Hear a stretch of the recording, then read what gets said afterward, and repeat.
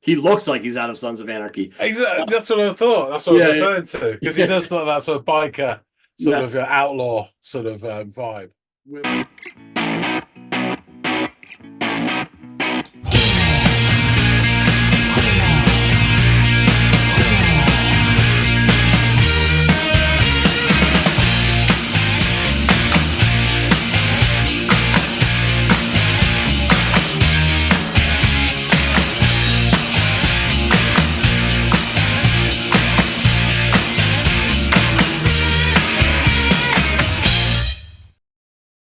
Hey, everybody, and welcome to another episode of the Audiophiles. Hey, my name's John. His name is Andy. Yeah. I wear a smile. I wear a laugh.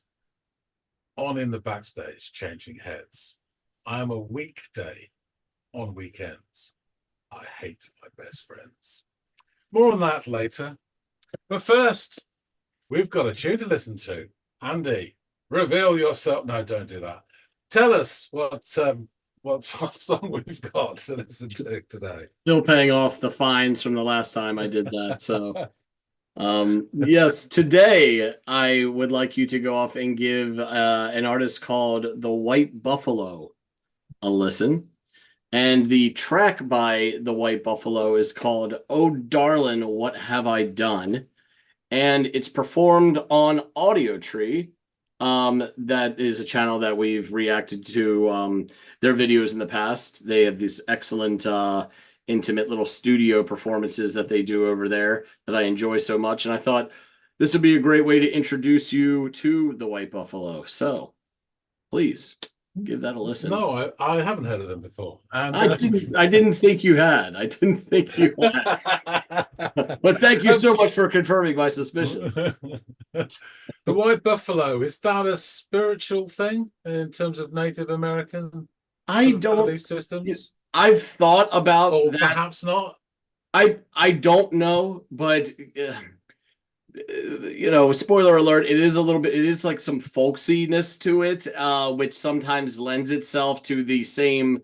The artists who perform folk sometimes have the same ethos or respect and revere the same of the Native American culture. And he is a big white guy, so maybe there is some reasoning behind that as his name. I don't really know why he chose the name or why he was dubbed the name the White Buffalo. No, it's interesting. It just that's what sprung to mind. Yeah, Perhaps it's something, but it doesn't have to be. There you go. understandably. Well, I'll go off and have a listen and come back and regurgitate. Okay, cool. I will see you then.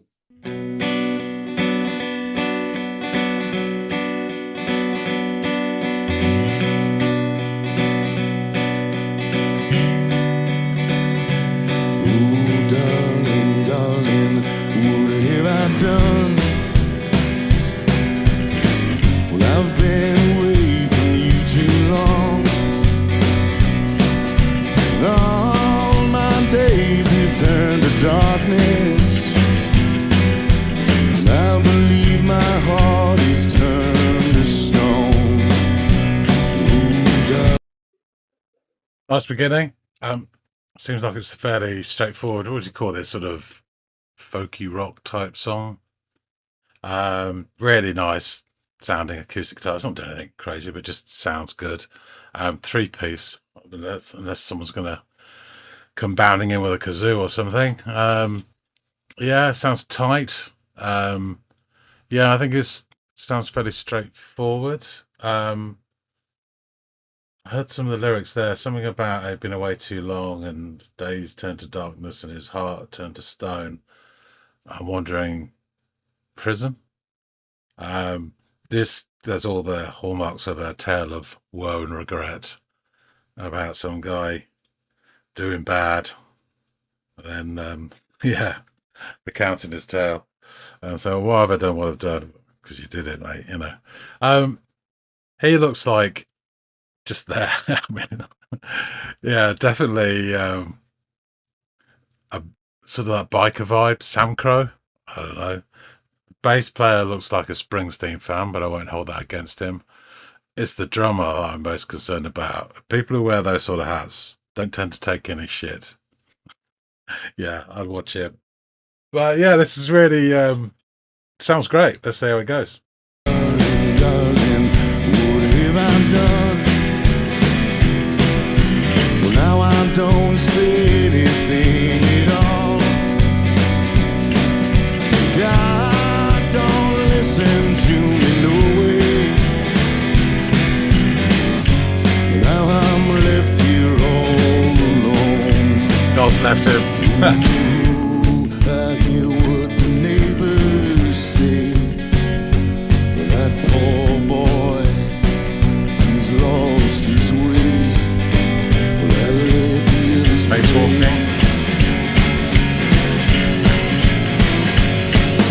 Darling, darling, what have I done? Yeah, so you get the refrain quite a few times and then a little snippet of information. This is like a narrative song. Yeah.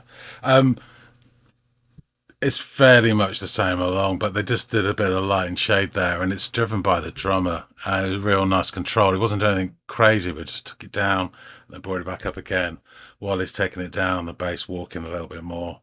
Yeah, really nice. Really nice stuff. Now I do my talking with a gun, and blood will spill Talking with a into gun. the gutters. And it will stain the morning sun. Ooh, tell me what the hell I've done. Can I stop at one? Have I just begun? Yeah, it builds it back up. Taking out the bodies I live. Lord, it gets me high. I think that I'm gonna get my fill. I'll take your lives. Lord, I don't wanna let my baby down. Well, I just wanna give her something one of a kind.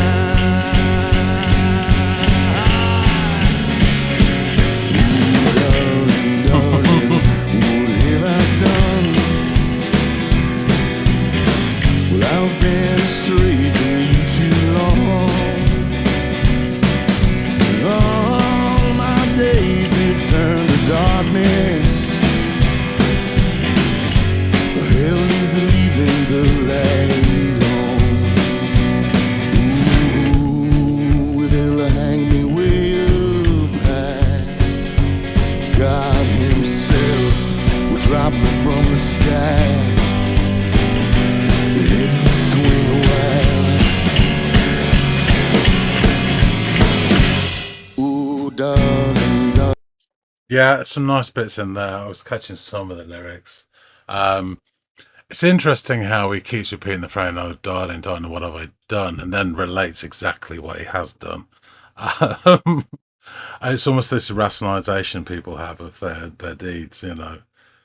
He's not saying you made me do it sort of thing, but it's like, I can't believe what I've done, but I have done it. There's almost an inevitability to this. And the music's almost like that, constantly moving forwards. I want to say like a freight train. Do you know what I mean? And it's coming to a conclusion, which I think I heard there, basically on the end of a rope. It's about God letting it drop. I can't read what I wrote. And then him swinging. So yeah, really nice stuff. And again, little bits of light and shade there. Nice. It's got a bit of charisma to this, I think. Darling, what have I done? Ooh, darling, darling, what have I done? Ooh, darling, darling, what have I done? Ooh, darling, darling, what have I done? Oh, darling, darling, what have I done? Oh, darling, darling, what have I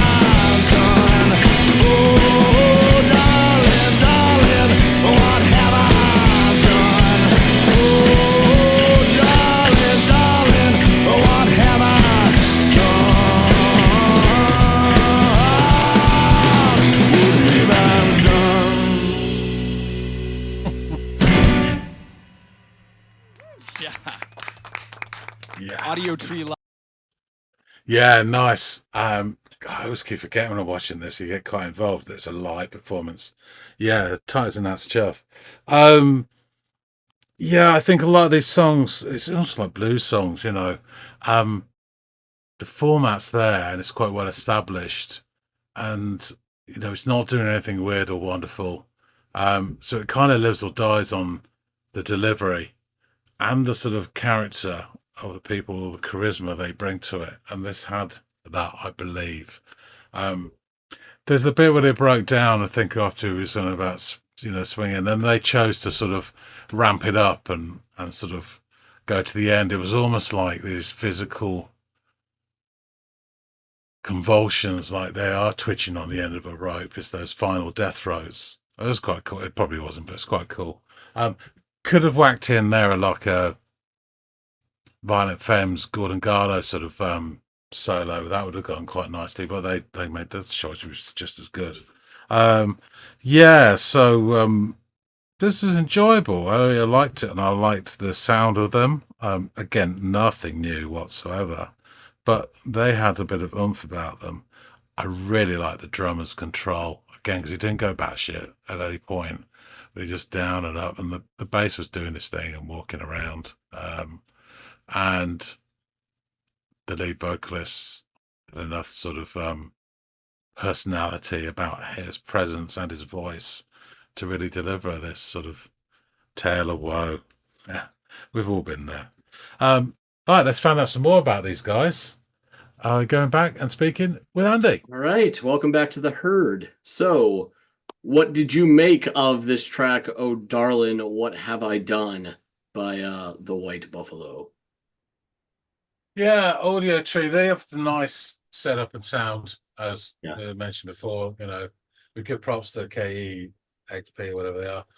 Same for these guys. It always sounds great. Three-piece live performance. I know we mentioned this before. I don't know why. There's something really nice about three-piece bands. Yeah. I don't know what it is, but there is something really satisfying about them. There you go. There's nothing wrong with 4 or 5 or 58 in terms of Earth, Wind and Fire. Second time I mentioned them, and then one evening I didn't think I'd be doing that today. In terms of music and this overall song, and I'll get into that in a bit, but it's a fairly straightforward piece, and I think in your parlance you would say quite linear.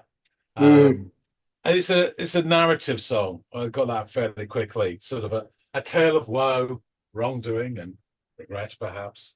Anyway, starts with this lovely acoustic guitar, and then the river section kick in. Your man begins to recount his tale of sorrow, with a nice voice that's firmly in the diving end of the municipal baths, deep. He relates that he's been away too long and the days are dark and his heart's turned to stone. Perhaps a stretch at state pen is what has taken him away for so long. The vocalist does look like he could be working at the Telemorrow mechanic shop in Charming, I will say that. The bass player looks like a Springsteen fan, but I won't hold that against him. But actually, the drummer is the one I'd be most cautious around. People who wear those hats don't tend to take any shit. And I reckon he's got a lot of family in local law enforcement. Anyway, that's all I'll say. So the song chugs like a relentless freight train, or the unavoidable destiny of the narrator. I guess you would call this, as you said, like folk rock. Much like blues music, there is a sort of, say, formula, but there is a structure to the songs that can be similar. And it's usually the delivery and the character stroke charisma of the players that makes the difference between this blues song and that blues song, and this sort of folksy rocky song and that folk rock song. So that's what sort of I was concentrating on. We hear that I'm capturing lyrics. They're pretty clear, most part actually, but there's a lot of them, so I only retained some that I could scribble down. So we hear the neighbours reckon that he's lost his way. I think it's just something like "poor boy," and I'm thinking, yeah, right. There are subtle differences in the music. They do change it slightly, like the bass starts walking higher up, but it's particularly driven by the drummer. Mm-hmm. So he provides the light and shade to this piece as well as the drive. So he comes down at this section, and then he does the ramping up as we lead into the next. So I catch some more snippets of the lyrics. Something about he does his talking with a gun now and blood spilling into the gutter. Something about it shining in the sun or something, I don't know. Mostly the narrator is concerned with asking many, many times, what has he done? Mm-hmm. And then he does a very good job actually relating the answers to his own questions by saying what he's done. So that's quite a fun bit. There's a nice part just after this where they reach and I didn't catch the lyrics because he's going for it a bit here, so it's quite tough. But they end each line with a flourish. She does an extra like forceful strum. There's cymbal splashing, and that's really nice as well. It says something about getting his fill of taking lives and not letting his baby down. That's all I caught of that bit. Then I think they go in and they repeat the same verse, or pretty much. Again, they're going the darkness and the heartstone and all that sort of stuff. And then it drops down for the inevitable sort of conclusion to the story. It's about being strung up by the authorities. And there's a line which really rang him. So God himself will drop me from the sky. And something about him swinging for a while. So his end, his demise is on the end of a rope, as these terrible bandits is always the way. Yes. At that point, there's like a tiny lull, and they could have easily gone for like a guitar solo in here, and that kind of struck me in my head that the kind of like Violent Femmes Gordon Garno style solo that he sometimes does on acoustic would have fitted in really, really well. It's just a thought, it's not requirements. They chose to jam it out to the end, and it works just as well. So if it's almost as if they're twitching violently at the end of the rope, there's these, physical contortions. The playing becomes more animated, and he repeats his refrain, and they really go for it until the finish. I think this is quite a simple, straightforward song in terms of musicality. Sure. It's just got those very subtle variations, but it had a lot of brooding charisma to it. And most of all, I enjoyed the drummer's control and drive of the song. He didn't do anything flashy, no Phil Collins, no Bonzo, but just really, really good job. The bass did a great job, and he did like introduce some interest about walking up and down. And the singer himself had enough presence in his death stare eyes to deliver the song. He had that sort of charisma. So nothing new, but really well done. And as a live performance, incredibly tight. And so I really enjoyed it. Awesome. Yeah, I of all of it, I thought you might like just what he brings to the table is kind of this burly dude, just with that deep rasp voice of his, getting into this perfectly cut for this style of music. But the drummer, for me, when I watched it, I was like, oh man, John's gonna really enjoy this guy's drumming. It almost reminded me the same kind of control like that this guy had and touches on how he hit the ride cymbal and went between the drums and the ride cymbal. Reminded me of the style of the way the guy in the Family Crest played on Audiotree when we've done some Audiotree stuff. Enjoyed the way that he was controlling his, it very much almost in a jazz drummer type mentality about playing the drums. So I thought, John might dig that. So this is a lot of great song. I mean, it's just it's got that Americana type vibe to it as well, that I'm always a sucker for in my folk rock. But The White Buffalo is the stage name of American musician, singer-songwriter Jake Smith, a baritone from Oregon influenced by folk musicians like Bob Dylan and Leonard Cohen. Smith's songs, from an array of at least 10 extended plays and studio albums appearing since 2002, have provided songs for a variety of popular American media, including television series Sons of Anarchy, Californication. He looks like he's out of Sons of Anarchy. Exactly. That's what I thought. That's what I was referring to. Because he does like that sort of biker, sort of outlaw sort of vibe. Without question. Californication, The Punisher, Longmire, This Is Us, as well as Longmire. the surfing movie Shelter. So Smith was a San Francisco waiter who dragged his guitar to open mic nights. When he was asked in 2002 to allow a song of his in surfer Chris Malloy's movie The Shelter, he quit his job and moved down to Orange County, which is like the Anaheim area, just adjacent to LA.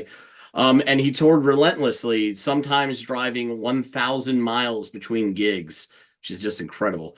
The White Buffalo is known for a wide range in his a wide range of pitch within his singing, and incorporating whistling into his music, i.e., in place of harmonica, often used in roots music. I tried to avoid the whistling, John. I know how that and hand claps can really grind your gears. His singing style has been compared to that of the late singer-songwriter Richie Havens. He is a singer-songwriter of compelling melody and intricate lyrics, straddling blurry lines of country, rock, folk, and Americana along the way. He often touches on subjects like God and war. Smith grew up listening to country music and punk rock. His storytelling has been compared to that of folk musicians such as Townes Van Sant and Steve Earle. The White Buffalo's first full-length album, Hogtied Like a Rodeo, debuted in 2002. It was followed by the White Buffalo EP, produced by Eels' Cool G Murder, which Smith states is about relationships, love, loss, and booze, with a little murder mixed in. This EP was musically grounded in acoustic folk and country blues. In 2010, a second EP, again musically grounded in folk, Prepare for Black and Blue, was recorded in 6 days with producer Jimmy Messer. The music and the artist captured the attention of Unison Music's Bruce Whitkin and Ryan Dorn, who then signed the White Buffalo and co-produced Once Upon a Time in the West, an album that transitioned to a more roots rock sound, with some songs still retaining a folk style. In 2013, a fourth LP, a mix of folk and some blues rock, Shadows, Grays, and Evil Ways, was released to positive reviews. New York One stated, "Not since Neil Young's Living with War has there been so strong an artistic statement about this country's occupations." The musically varied album, Love and the Death of Damnation, was released in 2015. In it, several songs being grounded in roots rock, while the song Chico incorporated Latin music, Last Call to Heaven fused folk, blues, and jazz, and Come On Love, Come On In was a soul song. So that album had a bit of everything working for it. In August 2017, Smith released 2 tracks from his then upcoming album, Darkest Days, Lightest Lights, and the singles Avalon and The Observatory, the latter a blend of soft rock and country folk, the former which tells the story of a wayward man's search for peace. Darkest Days, Lightest Lights, a blend of alternative rock, blues, country, and folk, was released in October of 2017 to positive reviews, and was Smith's most electrified rock album yet. Over the past few years, White Buffalo has played shows both nationally and internationally with acts like Ryan Bingham, Donovan Frankenreiter, Gomez, Xavier Rudd, State Radio, Jack Johnson, Ziggy Marley, and Grace Potter and the Nocturnals, among many others. This track that we listened to today features on the White Buffalo's second EP, the aforementioned Prepare for Black and Blue, released in 2010. And Stephen Hogg of Pop Matters wrote this of the EP. On Prepare for Black and Blue, Smith, armed with only his acoustic guitar, draws bleak sketches of the dumped, with Love Song Number 2 and the self-medicating with John Jameson. The latter's opening, Curse You, Jameson, you have destroyed me once again, but I need you now, is a concise storyteller's line on an album full of them. There's the possibly murderous "Oh Darlin, what have I done?" Hell, even the narrator of Into the Sun, who escaped his dead-end hometown, doesn't seem to be any happier on the road. There are no happy endings here. Spare and unflinching over the course of 5 songs, Smith is a songwriter unafraid to cut to the bone. So, let's get to some of these lyrics from this tune. Oh, darlin', darlin', what have I done? Well, I've been away from you too long, and all my days have turned to darkness, and I believe my heart has turned to stone. Oh, darlin', darlin', what have I done? Now I don't say anything at all. Well, God don't listen to the noise. Now I'm left here all alone. Oh, oh, I hear what the neighbors say, that the poor boy's lost his way, and I let the others pray. Oh, darlin', darlin', what have I done? Now I do my talking with a gun, and blood will spill into the gutters, and it will stain the morning sun. Oh, tell me, what the hell I've done? Can I stop at one, or have I just begun? Take out the bodies that live. Oh Lord, it gets me high. I think I'm gonna get my fill of taken lives. Oh Lord, I don't want to let my baby down. Well, I just want to give us something one of a kind. Oh darlin', darlin', what have I done? I've been astray from you too long, and all my days have turned to darkness. Hell is leaving the light on. And oh, oh, they'll hang me way up high. God himself will drop me from the sky and let me swing a while. Oh, darlin', darlin', what have I done? Oh, darlin', darlin', what have I done? Oh, darlin', darlin', what have I done? And that repeats several more times as you say they sort of jam out until the end. Yeah, there's one thing I forgot to say actually, which I think I said in the reaction. This sort of repeated refrain of, oh, what have I done? It's really interesting because it's not quite saying, look what you made me do, which is what some people do when they try and shift responsibility. But it's almost like a rationalization. This repeated mantra. It's oh, what have I done? Like it wasn't really him in control that's killed somebody and shot somebody and all that sort of stuff. It's an interesting method which people do use, in real life to sort of say, well, well, what did I do? Well, very well what you did. You just said, it's quite an interesting psychological sort of usage. Which kind of rings true to the sort of shitheads who go out and commit this sort of violence. Exactly.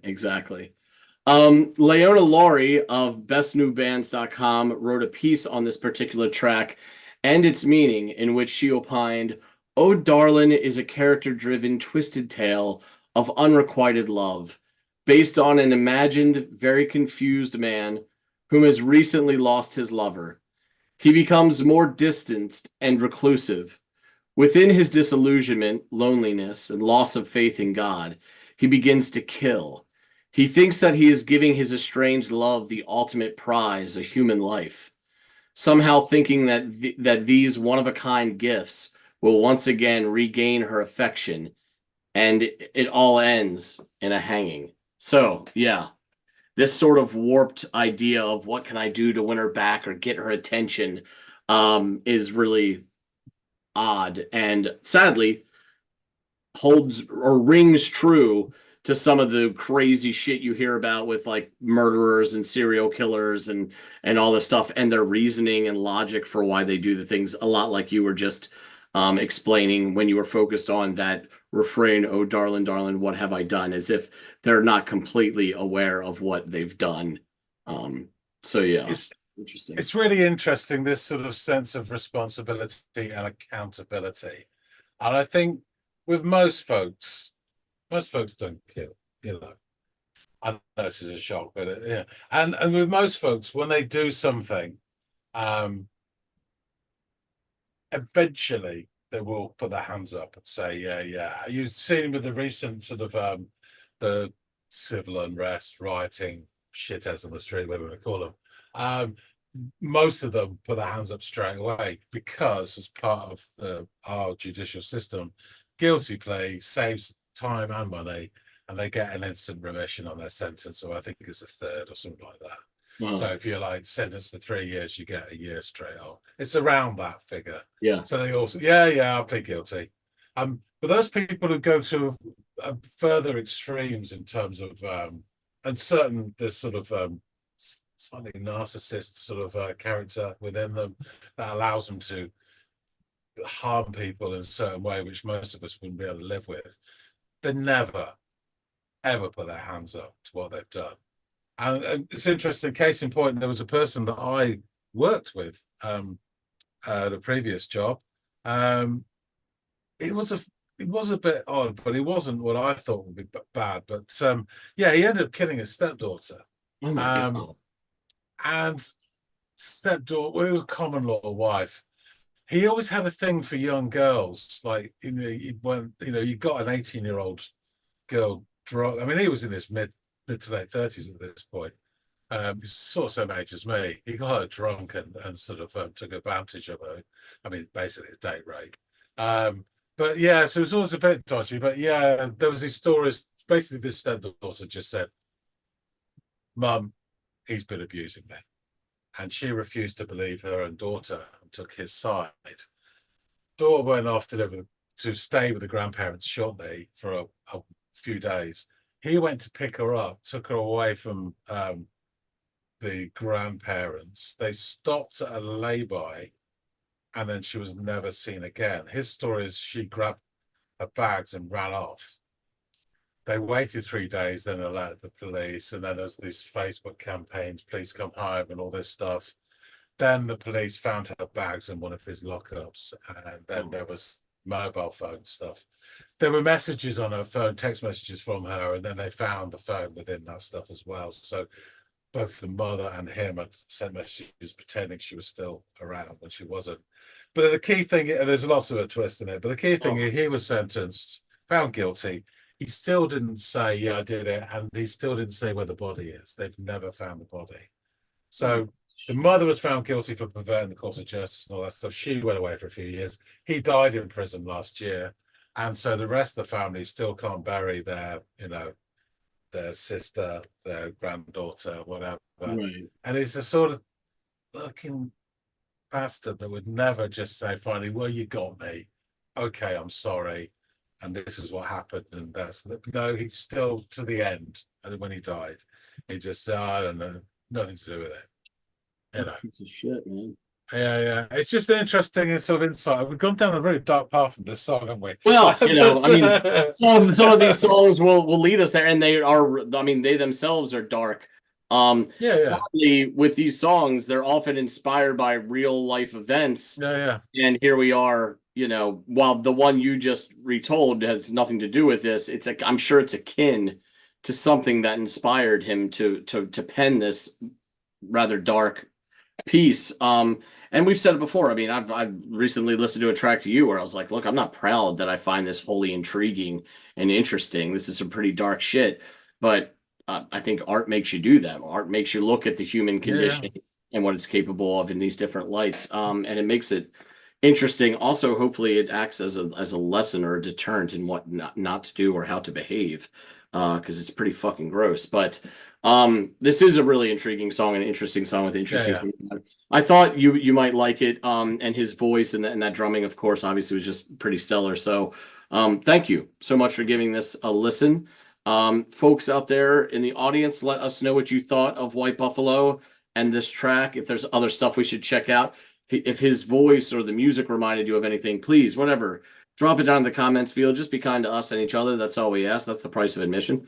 Also, please like, share, and subscribe if you'd be so kind. Really helps us in drumming up the channel and the numbers and bringing new people into the fold, which we're very keen to do. So again, thank you. And hopefully John and I will catch all y'all in growing numbers on the next episode of the Audiophiles. We'll see you later, guys.